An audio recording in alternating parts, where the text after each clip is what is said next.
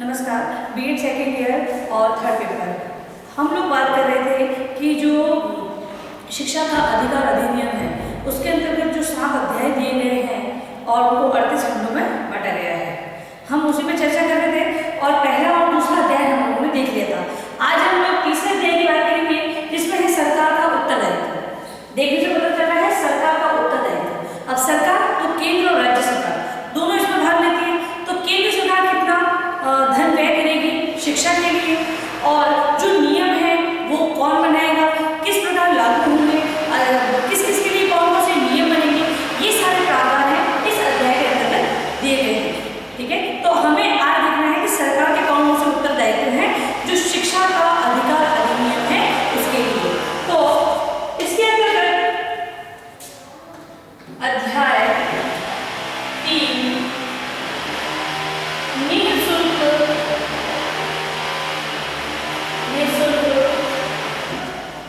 एवं अनिवार्य शिक्षा एवं अनिवार्य शिक्षा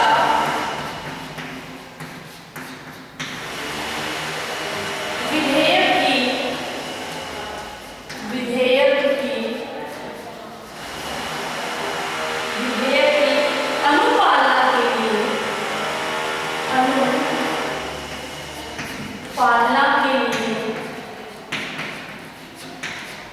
अनुपालना के लिए केंद्र सरकार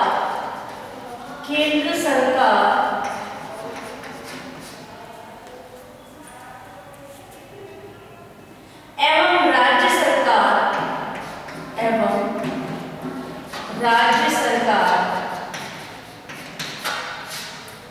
केंद्र सरकार एवं राज्य सरकार तथा स्थानीय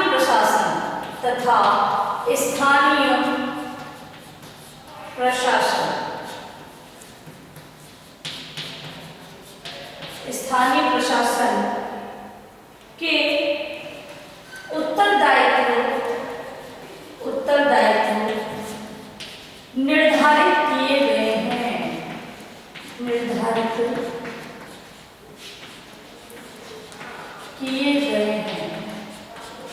देखिए, अब अगर हम बात करें जब पहला हमने जो अध्याय पढ़ा था प्रस्तावना, उसके अंतर्गत हमने ये देखा कि सरकार है वो विद्यालय को निर्धारित करेगी।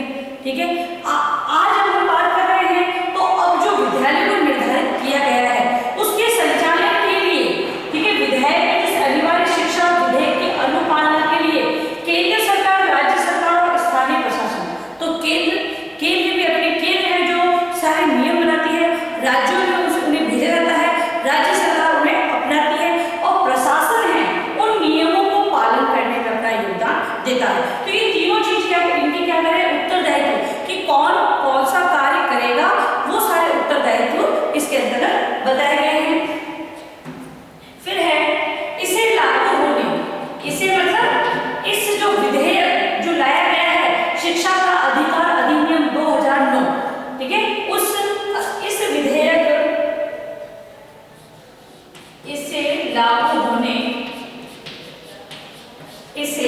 लागू होने के 3 वर्ष, कितना समय दिया गया है 3 वर्ष, 3 वर्ष के अंदर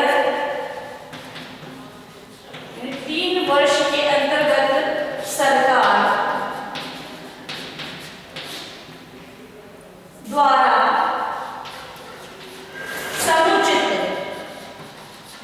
सवाल रूप से जब उचित माना जाए तो समुचित विद्यालयों का प्रबंध किया जाएगा,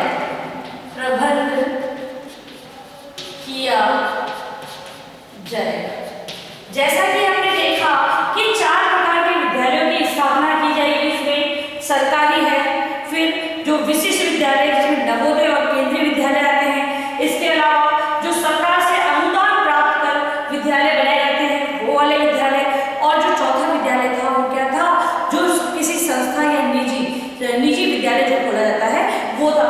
तो ये 4 प्रकार के विद्यालय हैं, उनकी जो लक्ष्य दिया गया है, ठीक है, तो इन 3 उस लक्ष्य को 3 वर्षों में पूरा करना है। भाई अनिवार्य और निःशुल्क शिक्षा दी जाए विद्यार्थियों को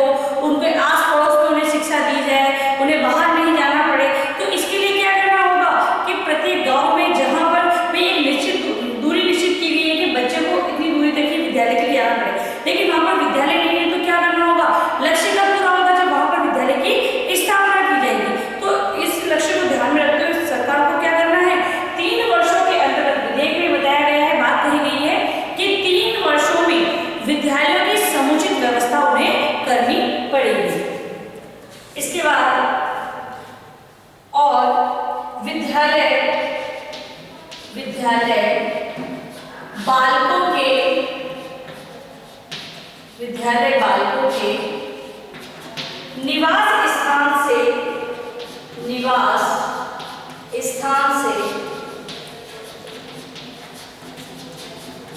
अधिक दूर न हो, ठीक है। 3 साल में विद्यालय खोले जाएंगे, मतलब 3 साल के अंदर जो लक्ष्य लिया गया है उसको पूरा करने के लिए जितने भी विद्यालय की स्थापना करनी है, केंद्र और राज्य सरकार और स्थानीय जो प्रशासन है उन विद्यालयों की स्थापना करने में अपनी भूमिका निभाएंगे। दूसरी बात कही गई है कि इन विद्यालयों को जो विद्यार्थी हैं, विद्यार्थियों के निवास से ज्यादा दूर स्थापित नहीं किया जाएगा, वो उनके आस पड़ोस में ही वो स्थापित किया जाएगा। जैसे कि हमने जो दूसरा अध्याय उसके अंतर्गत भी इस बारे में बात की। अब है इस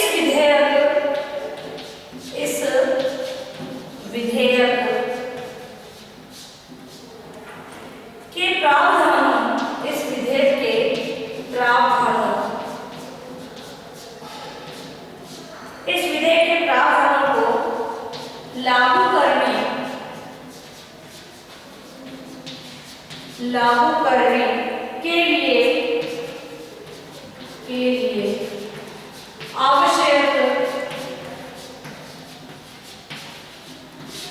करने के लिए आवश्यक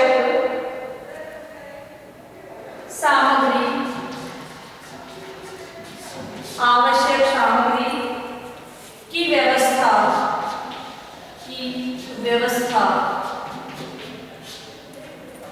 सरकार और स्थानीय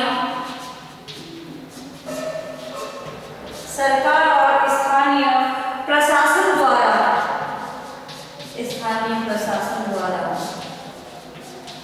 की जाएगी।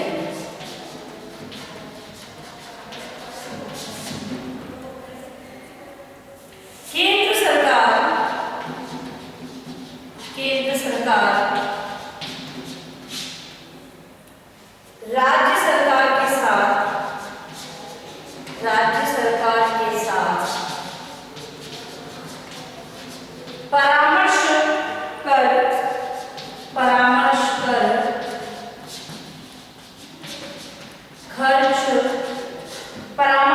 खर्च का निश्चित प्रतिशत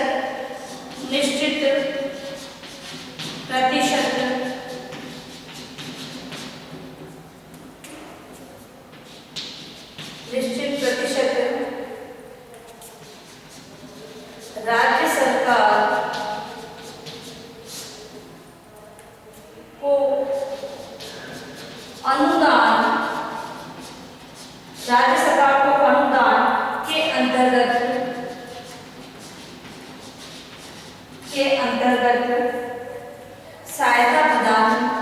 सहायता प्रदान करेगी। देखिए अब इसमें और क्या बात कही गई है कि ये जो आवश्यक सामग्री है वो सरकार और स्थानीय प्रशासन द्वारा व्यवस्था की जाएगी, क्योंकि कौन से स्थान पर किस प्रकार के विद्यालयों की स्थापना की जाए ये तो वहाँ की स्थानीय जो प्रशासन है वही अपना प्रस्ताव रखेंगे, तभी वहाँ पर विद्यालय की स्थापना होगी। ठीक है, आसपास जो कहाँ पर किस प्रकार के विद्यालय, कहाँ पर बालिका विद्यालय खोले जाने चाहिए, ज़्यादा वहाँ पर बालिकाओं ज़्यादा है और उन्हें एक विद्यालय में पूर्ति नहीं हो पा रही है तो अन्य विद्यालय की स्थापना की जानी है। और तो ये सारी जो आवश्यकता है उससे अवगत कौन कराएगा, तो स्थानीय प्रशासन इन चीज़ों से अवगत कराएगा। तो राज्य सरकार और जो स्थानीय प्रशासन है, ठीक है, इनके प्रस्ताव पर जिन चीज़ों की आवश्यकता होगी उनकी पूर्ति की जाएगी। ठीक है, इनके द्वारा प्रस्ताव रखा जाएगा। फिर बात है कि जो खर्च का जो निश्चित प्रतिशत है वो केंद्र सरकार है वो राज्य सरकार को देगी। फिर इसके अलावा इसमें पाठ्यचर्या और उसको निश्चित किया गया है, मतलब कि जो करिकुलम है उसे तो निश्चित किया जाएगा कि कैसे किस प्रकार पाठ्यक्रम होगा। तो केंद्र सरकार पाठ्यक्रम का कार्य केंद्र सरकार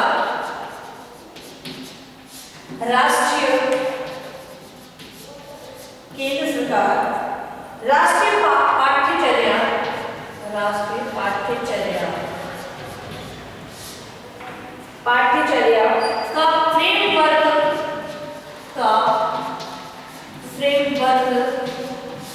तैयार करेगी। ये कार्य किसका है?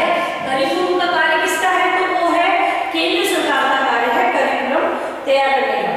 शिक्षकों करेगी, शिक्षकों को प्रशिक्षण,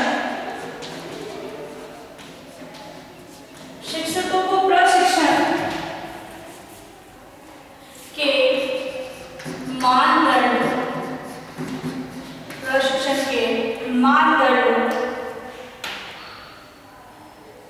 लागू करेगी। इसके अलावा और नवाचार, समझाती हुई नहीं, नवाचार, अनुसंधान, नवाचार, अनुसंधान, नियोजन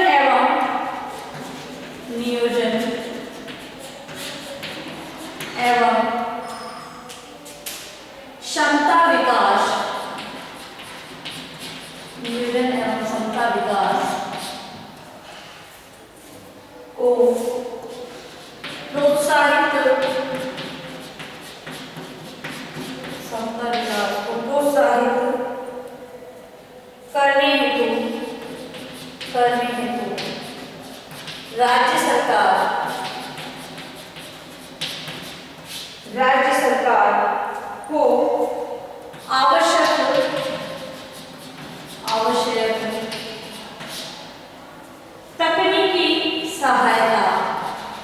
तकनीकी सहायता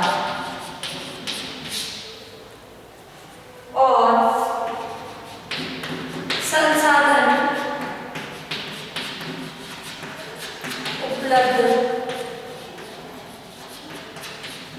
कराया।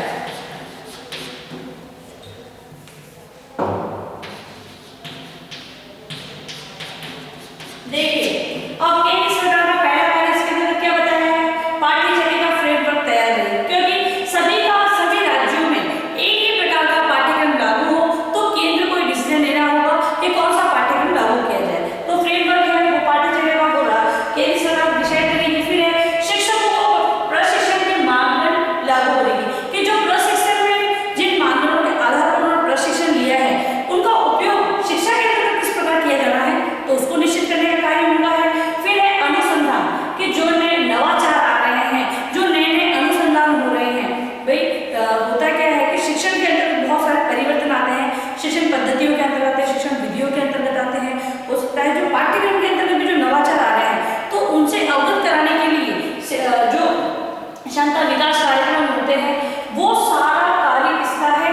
तो केंद्र सरकार है वो ऐसी योजना के माध्यम से राज्य सरकार को बताएगी और राज्य सरकार है वो समय समय पर शिक्षकों को इन चीजों से अवगत करेगी। तो केंद्र सरकार ही ये सारी चीजों का मतलब कि कहे कि जो योजना है वो सारी केंद्र सरकार पर डिपेंड है। केंद्र सरकार को ही सारा कार्य करना होगा जिसके अंतर्गत कि नवाचार, अनुसंधान, नियोजन, क्षमता विकास, ठीक है, को प्रोत्साहित करने हेतु राज्य सरकार आवश्यक तकनीकी सहायता भी उपलब्ध कर रही है। अब तकनीकी जैसे कि कोई भी नवाचार आए अब उससे अवगत कराना है तो क्या सभी एक केंद्र जो बना रही है नियम, उन नियमों को बताने के लिए सभी राज्यों से जो शिक्षकों को वहां भेजा रहेगा तो नहीं, तो संसाधनों में तकनीकी संसाधन है उनके माध्यम से सरकार है, नवाचार है, अनुसंधान है, उनसे शिक्षकों को अवगत कराएगी, तकनीकी सहायता भी प्रदान की जाएगी।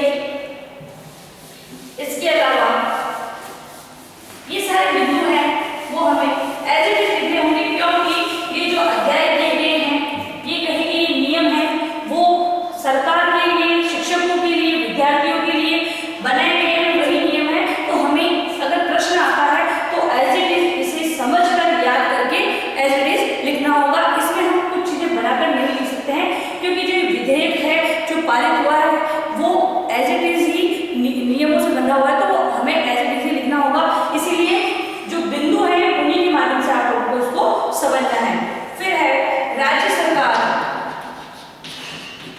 राज्य सरकार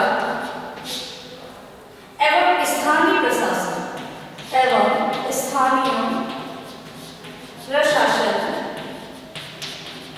राज्य सरकार एवं स्थानीय प्रशासन द्वारा 6 से 14 वर्ष तक के प्रत्येक बालक का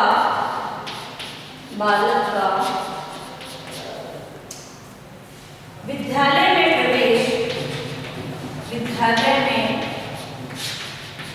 प्रवेश एवं प्रारंभिक शिक्षा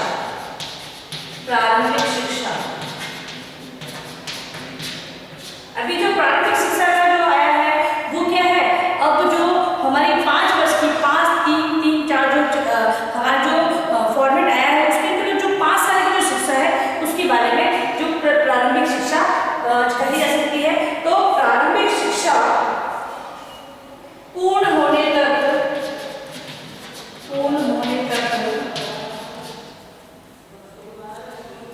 उपस्थिति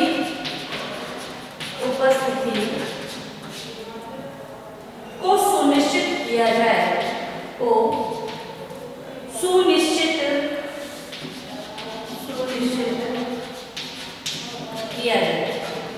देखिए अगला नियम क्या कहा गया है कि राज्य सरकार और स्थानीय प्रशासन द्वारा 6 से 14 वर्ष के जो विद्यार्थी हैं उनको पहले तो प्रवेश दिलाया जाए और जो उनकी प्रारंभिक शिक्षा है उसके अंदर उनकी उपस्थिति सुनिश्चित की जाए। ऐसा नहीं कि हमें केवल लक्ष्य क्या है, प्रवेश दिलाना लक्ष्य नहीं है, उन्हें प्रारंभिक शिक्षा भी प्रदान करना है, मतलब प्रारंभिक शिक्षा से भी वो अवगत हो, ये लक्ष्य निर्धारण करना है। तो क्या करना है, ये सारा कार्य किसका है, तो राज्य और स्थानीय प्रशासन का कार्य है कि 6 से 14 वर्ष के जितने भी बालक हैं उन्हें शिक्षा की मुख्य धारा से जोड़ा जाए और उन विद्यार्थियों की जो प्रारंभिक शिक्षा है उसके अंदर उपस्थिति है वो सुनिश्चित की जाए। ऐसा नहीं कि एडमिशन लेने के बाद वो बालक बाहर घूम रहे हैं, उनकी शिक्षा से कोई मतलब नहीं, ऐसा नहीं होना चाहिए। तो ये विधेयक के अंदर बात कही गई है। इसके अलावा कमजोर और वंचित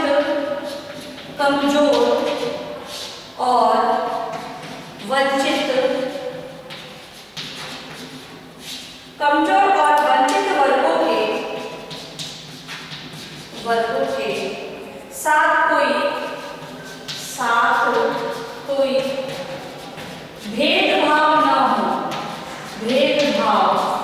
न हो, इसका विशेष ध्यान रखा जाए कि कमजोर और वंचित वर्ग है, हमें लक्ष्य है तो हम जाकर देखेंगे तो वहां पर बच्चे हैं जो कमजोर वर्ग है, जो वंचित है, पिछड़ा है, जो कि अपने जीविकोपार्जन के लिए ही हमेशा प्रयत्न करते हैं, तो अपने बच्चों को शिक्षा नहीं करा पाते हैं। तो ऐसे बच्चों को एडमिशन दिलाकर उन्हें गणित दृष्टि से देखना, उनको मोटिवेशन की जगह उन्हें हतोत्साहित करना, ऐसा कार्य नहीं किया जाए।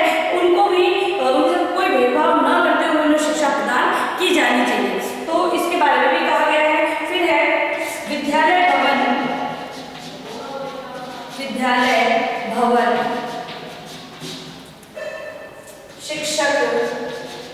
विद्यालय भवन शिक्षक और शिक्षण सामग्री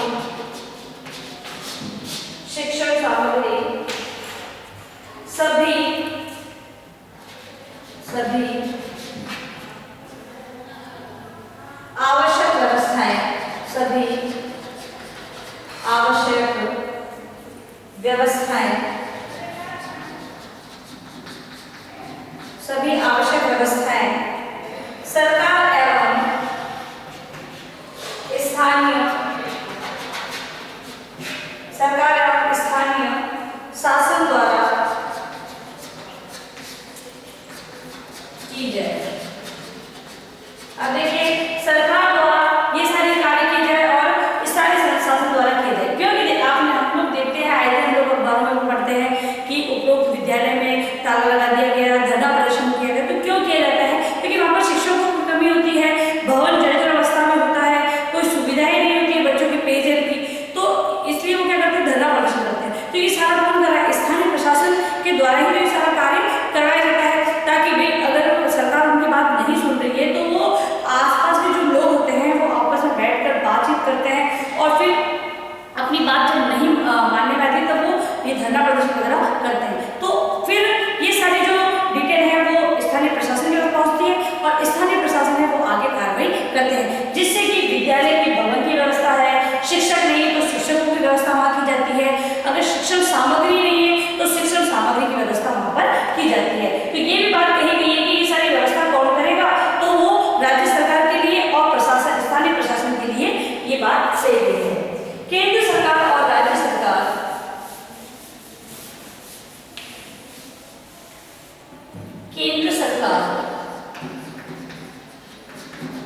और राज्य सरकार,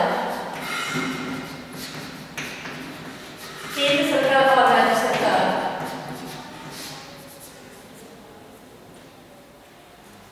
दोनों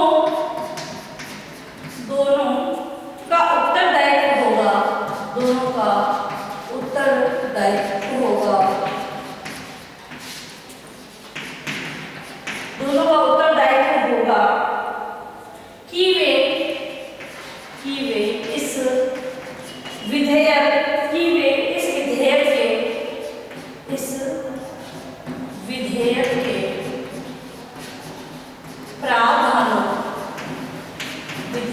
प्रावधानों के क्रियान्वयन के लिए समुचित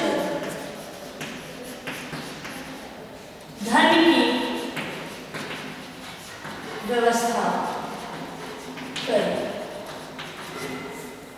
आपकी जो फर्स्ट यूनिट है उसके अंतर्गत केंद्र सरकार और राज्य सरकार कितना प्रतिशत इंक्लूड होकर मतलब कि शिक्षा के लिए व्यय है, व्यय से संबंधित कौन कितना भागीदारी निभाता है, कितना प्रतिशत धन व्यय करता है, उसके बारे में दिया गया है। तो क्या करना है कि केंद्र और राज्य सरकार दोनों का उत्तरदायित्व है कि वो संबंधित जो समुचित धन की व्यवस्था है वो करे कि भी ये जो 75 दे रहे हैं तो 25 दे, मतलब जो प्रतिशत निश्चित किया गया है वो प्रतिशत इन्हें देना पड़ेगा धन की व्यवस्था के लिए दिया गया है। अभिभावकों का, इसमें अभिभावकों के लिए बताया गया है अभिभावकों के लिए प्रवेश, अभिभावकों के लिए प्रवेश दिलवाने एवं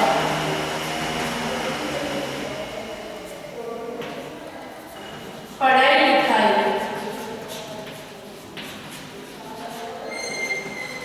पर पूरा ध्यान देने के लिए कहा गया है। अब इस विधेयक में क्या बताया गया है अभिभावकों के लिए कि पेरेंट्स है वो क्या करें, विद्यार्थियों को प्रवेश दिलवाने से संबंधित कोई आनाकानी ना करे तो उन्हें प्रवेश दिलवाए और पढ़ाई लिखाई पर पूरा ध्यान दे। बच्चों को पढ़ाई की जब उनकी जो एज है उसके अंतर्गत उन्हें किसी भी अन्य कार्य से नहीं जोड़े, जिससे कि विद्यार्थी है वो जो सरकार का जो लक्ष्य है वो पूरा हो सके, विद्यार्थी है वो भी ज्ञान का अर्जन कर सके। तो ये प्रारंभिक शिक्षा का जो लक्ष्य है उसके अंदर सरकार का क्या उत्तरदायित्व है उसके बारे में हम लोगों ने चर्चा की। अब हम पढ़ेंगे अध्याय 4। 7 अध्यायों की हम लोग उसमें बात करेंगे। अब है चौथा अध्याय, उसके अंतर्गत शिक्षक के जो कर्तव्य है उसके बारे में, विद्यालय और शिक्षक के उत्तरदायित्व है उसके बारे में हम लोग चर्चा करेंगे। अध्याय 4 है शिक्षक, विद्यालय और शिक्षक, विद्यालय और शिक्षक के उत्तरदायित्व।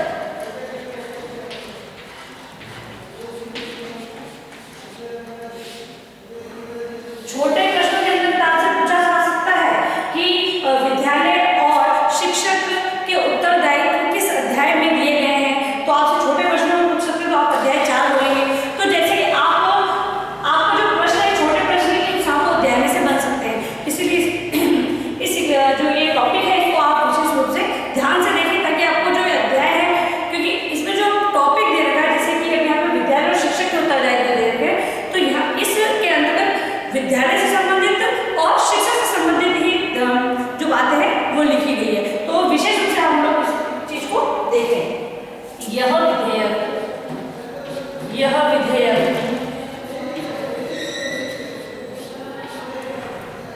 का सबसे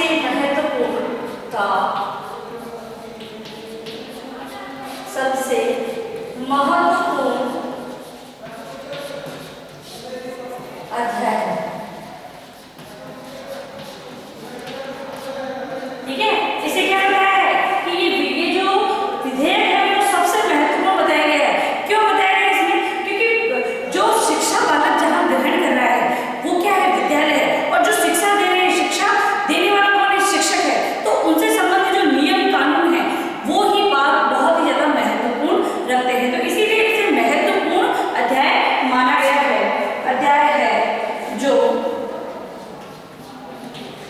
निःशुल्क, जो निःशुल्क और अनिवार्य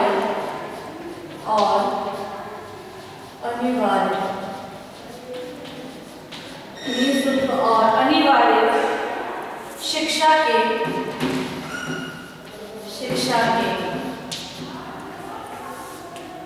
प्रावधानों के लिए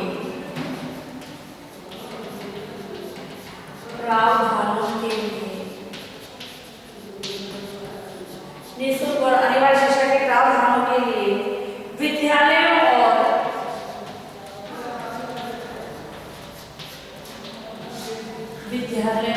और शिक्षकों के उत्तरदायित्व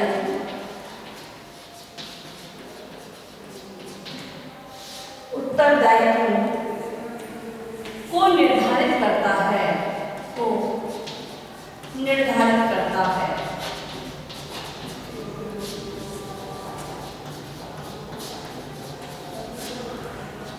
ठीक है, तो सबसे महत्वपूर्ण क्यों है? क्योंकि ये शिक्षक और विद्यालयों के जो नियम हैं, जो उत्तरदायित्व है, उनको निर्धारित करता है। दूसरी बात है राजकीय विद्यालय, जो गवर्नमेंट विद्यालय, राजकीय विद्यालय किसी भी बालक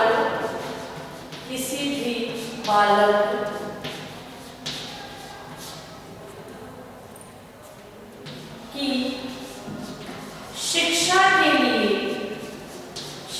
के लिए कोई शुल्क नहीं लेगा,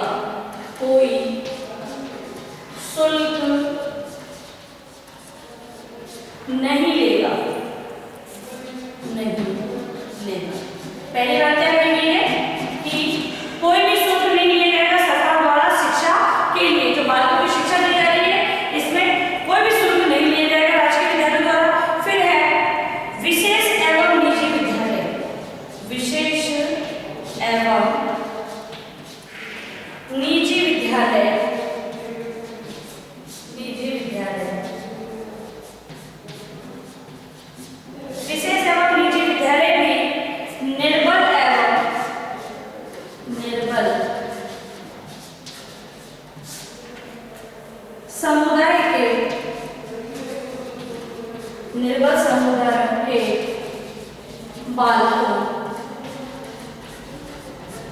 निर्बल समुदाय के बालकों के लिए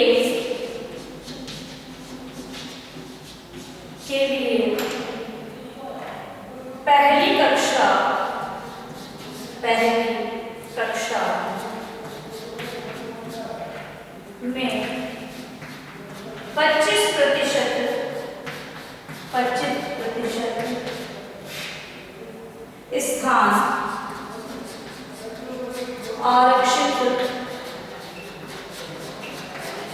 25% स्थान आरक्षित करेंगे।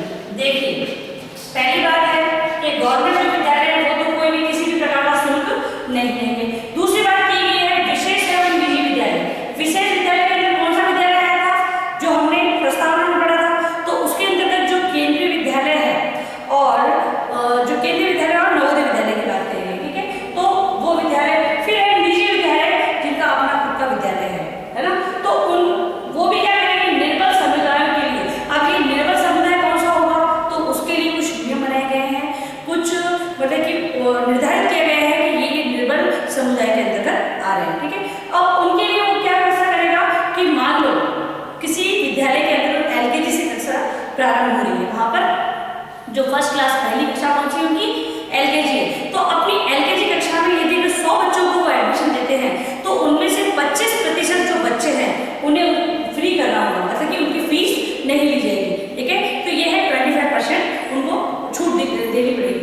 फिर दूसरी बात ये है कि यदि अगर कहीं पर नर्सरी क्लास है विद्यालयों में तो नर्सरी क्लास के अंतर्गत वो 25% छूट देंगे। और कहीं पर ऐसा होता है जो गवर्नमेंट से एफिलेटेड है और मतलब जो पहले अनुदानित विद्यालय थे और अब वो प्राइवेट हो चुके हैं, तो वो जो फर्स्ट क्लास है उसी क्लास में 25% बच्चों को फ्री करेंगे। यदि किसी कारणवश फॉर्म नहीं भरे गए हैं, मतलब कि आसपास के जनता में अवेयरनेस नहीं है, तो फॉर्म नहीं भरे गए हैं, तो वो उसी कक्षा में से छाटेंगे बच्चों को और 25% बच्चे हैं उनकी फीस अगर ले ली है तो उन्हें वापस कर देंगे, और अगर नहीं ली गई है तो उन बच्चों को फ्री में शिक्षा देंगे। तो यहीं पर हम अपना गृह कार्य प्रश्न लिखते हैं और नेक्स्ट वीडियो के अंदर इसको कंटिन्यू करेंगे। तो आज आपको अपने उत्तर के रूप में केवल अध्याय 3 का जो प्रश्न है वो लिख के लाएंगे। अध्याय 3 गृह कार्य में लिखेंगे आप लोग अध्याय 3 में बताए गए सरकार के कर्तव्यों बताए गए सरकार के